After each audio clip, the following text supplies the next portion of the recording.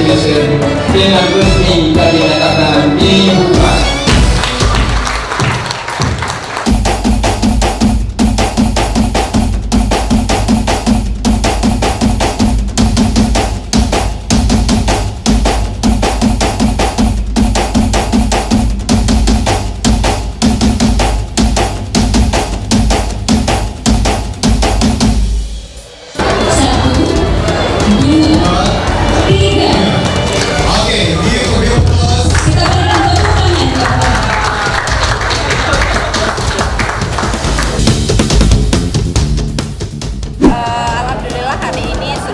Pembukaan untuk acara Art Creativity Engineering Exhibition dengan singkatan kita buat Ekus Aceh.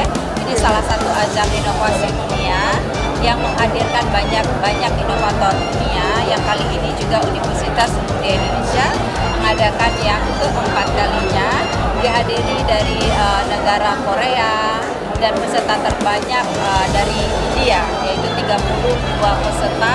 Dan acara ini merupakan satu ajang pertemuan antara inovator-inovator dunia untuk saling menunjukkan hasil karya inovasinya, dan juga satu peluang untuk para inovator untuk saling bertukar pengetahuan, saling bertukar informasi, saling untuk mencari, bahkan semua produk-produk yang hadir pada hari ini punya potensi-potensi untuk dapat dikomersialisasikan.